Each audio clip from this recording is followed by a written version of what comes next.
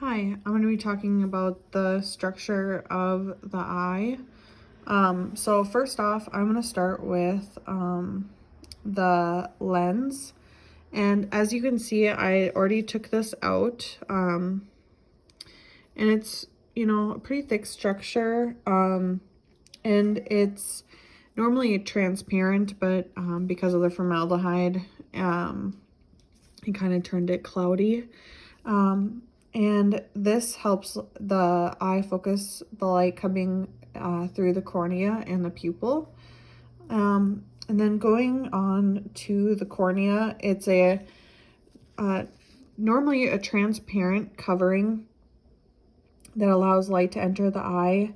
But as you can see, once again on this specimen, it's very cloudy just due to the formaldehyde.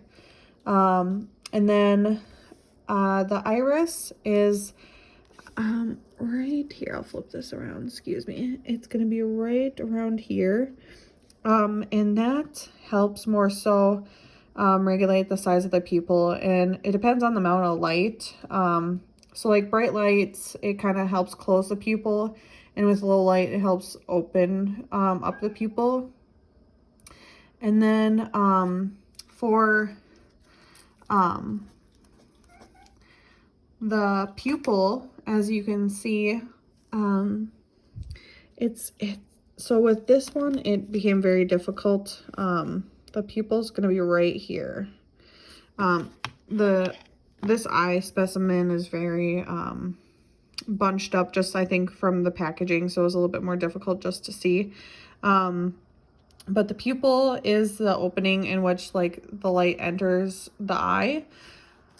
And then we can go on to the hyaloid fossa, and that's an indentation. You cannot see this in the structure, but it's an indentation in the center of the eye, the virtuous body, and that helps support the lens in the eye. And this helps refract light, and it helps the sensitivity to color.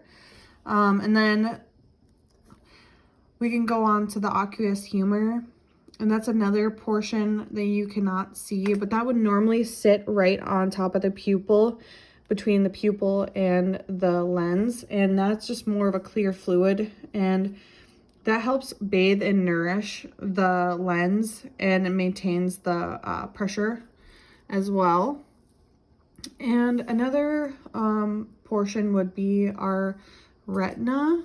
So we'll go over here, and that is going to be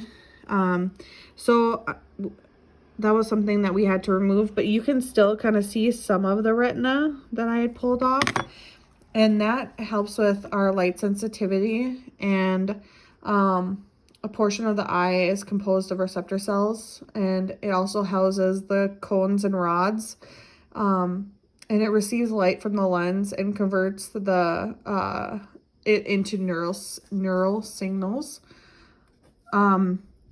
And so our cones are going to help function with bright light, and they're receptor cells that are found in the retina that are responsible for perceiving color. And the rods are going to be the receptor cells of the retina that are responsible for perceiving difference in light intensity. And so this receives light from the lens and, like I said, converts to neural signals. And going on, we have this, here, I'll pick up my, we have the coracoid, and this is right here. So this is going to be that dark, thin sheet of tissue between the retina and the sclera.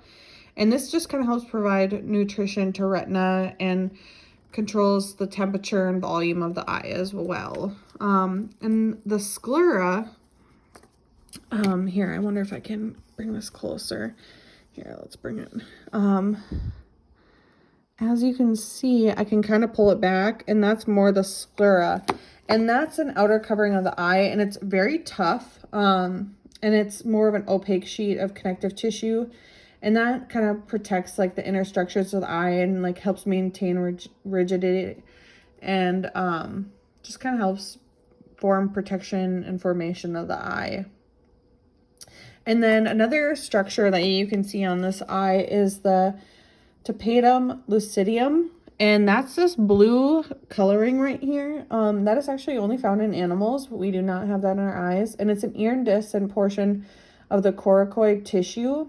And that kind of helps animals with their night vision by allowing the light to come back onto the retina, and just kind of gives them a little bit more of a, helps with their night vision. And then another structure that you are unable to see is more like the virtuous body and the virtuous humor. And that's kind of this portion that would, you know, and you can kind of see some of this liquid too. Here, I'll bring it over here. It's this watery substance almost, and it kind of helps with,